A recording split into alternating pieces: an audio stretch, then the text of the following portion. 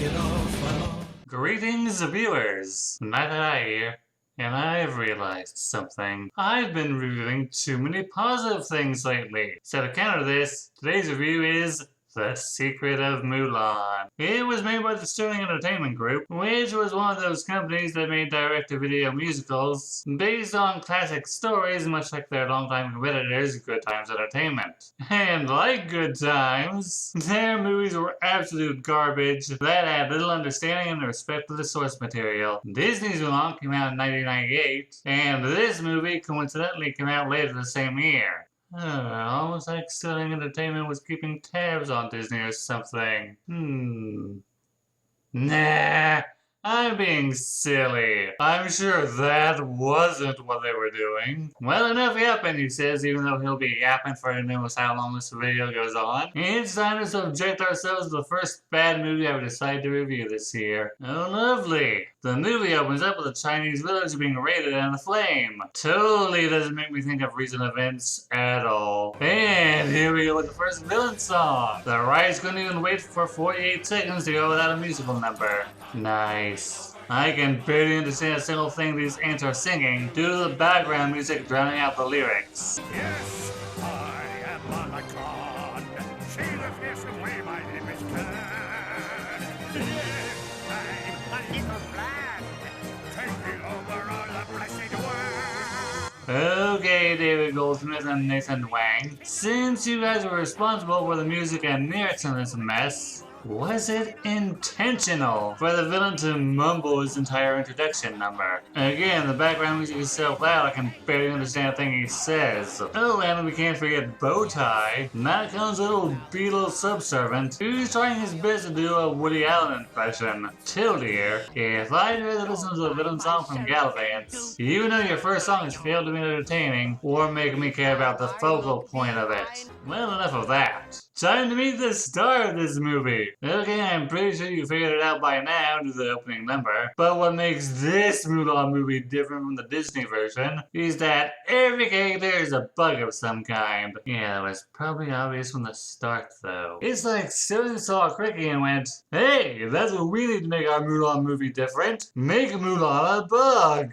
You probably have guessed by now, but nearly every bad guy in this movie just looks like an anthropomorphic bug, while all the good guys, or at least most of them, look like bugs with human heads. I'm honestly trying to decide whether it's more or less uncanny than ants with humanoid faces.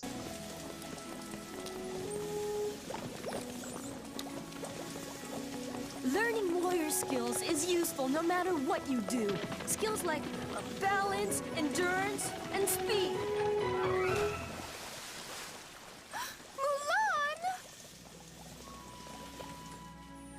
I'm so sorry. I didn't mean to. You never do. How will you ever find a husband? Hope you like that element lifted from the other movie. It doesn't even play into any insecurities Mulan may have, or wanting to bring honor to her family. Scene changes to a butterfly emperor and his son, watching as Malcolm and his horde try to cross a stream.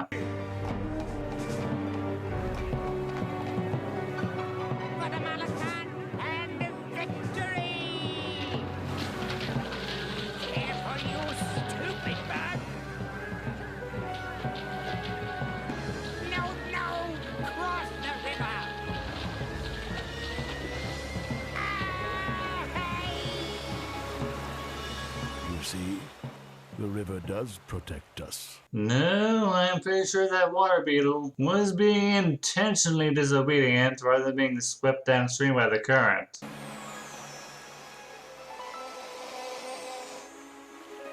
Xing Xing, report. Okay, for those of you who actually paid attention to the Mulan story, part of the conflict was that it was forbidden for women to join the Imperial Army, and Mulan disguised herself as a man to go in her elderly father's place. This is because there was a good amount of sexism back then. Here, there's zero reason for Mulan to disguise herself when the army has this female dragonfly for reconnaissance. It's almost like Sterling missed the entire point of the story by putting in another female character. If you watched the movie that had actual thought put into it, or even read the Ballad of Mulan which inspired it, because the invading horde is just too strong, the Emperor sends a message that one man from every family must join the war effort. Because Mulan's father was so elderly, and had already been through enough wars, and because her only brother was too young, although this movie just kind of cuts him out, at least the Disney version had little brother be a dog, Mulan decided to go herself, disguised as a man. Most tellings vary, but in some, she actually has her family's blessing to do this. Oh, and while in the Disney movie Mulan had a dragon that acted as her guardian spirit, here Mulan has an elderly rat that acted as her father's steward. He really doesn't contribute anything to the movie, other than suggesting she should adopt the alias Hua, where it was butchered by me and Sterling, which may be a reference to the original legend Hua Mulan. I give the writers Catherine Lawrence and Crazy Marks credit for this, but considering how the movie's been so far and how it'll continue,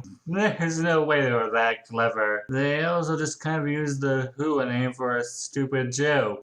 Mulan doesn't even bother to wipe off her makeup or convincingly disguise her voice. She should have been caught immediately when she joined the army. So it turns out Prince No Name's army is completely incompetent and starts running away when Mulan's horde starts attacking. Gee, who'd have thought caterpillars weren't a combative species? It's only when Mulan starts charging that everyone does a 180 and sends the enemy packing. In recognition of outstanding courage and loyalty to the Emperor, I hereby appoint Soldier Hua captain of the White Chrysanthemum Platoon. Yeah, it takes real courage to be the only soldier that doesn't run like a child by the safety of Mama's skirt. Never mind that we never saw any indication of anyone in this army undergo actual training. Blind determination is all you need to win a battle. Because one soldier is obviously the driving force in the enemy's army, Malakan becomes determined to find a way to take Mulan down and orders his underling to find a turncoat in the Emperor's army. I have a special mission, and I need 2 volunteers. You may count on me, Great Prince. And me. You honor your ancestors and your Emperor. Looks like a scouting party to me. What do you think? Huh?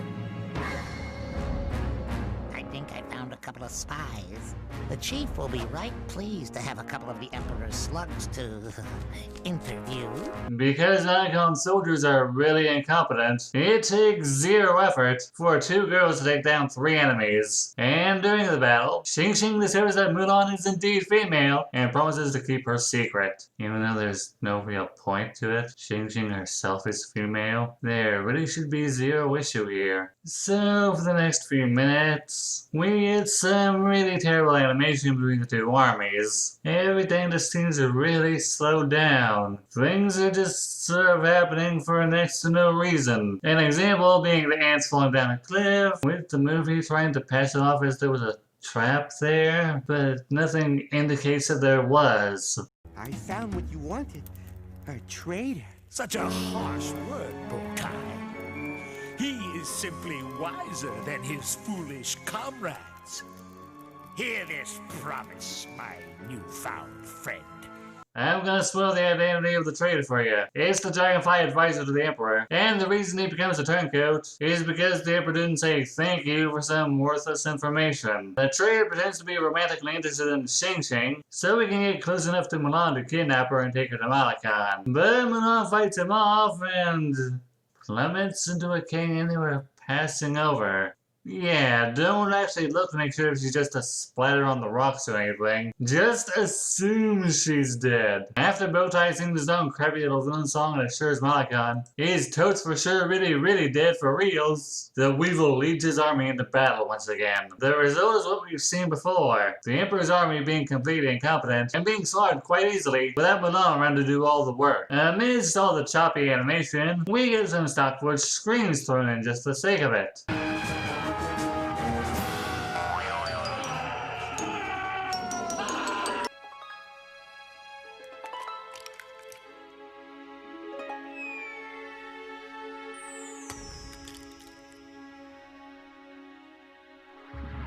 Wow, I'm so glad this is what the movie was building up to. I had zero idea that caterpillars become butterflies.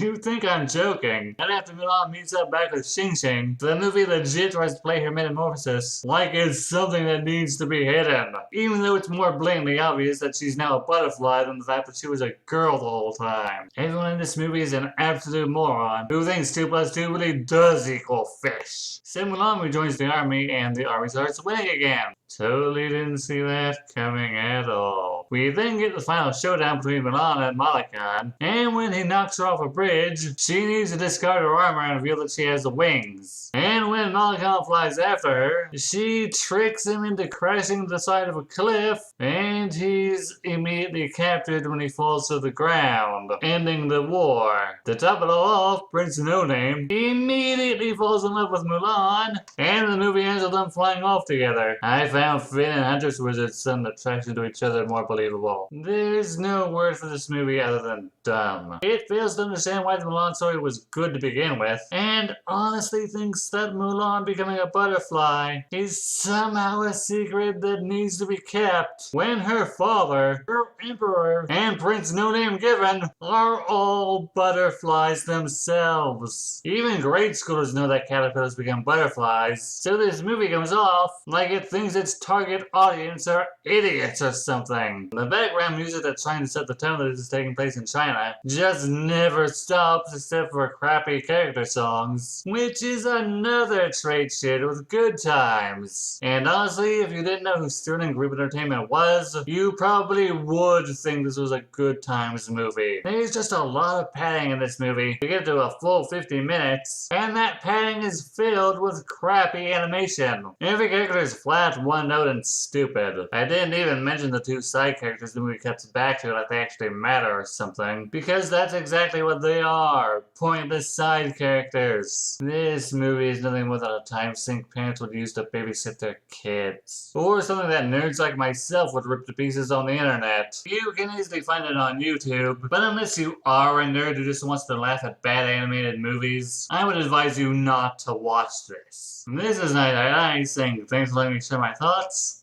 Please share yours with me.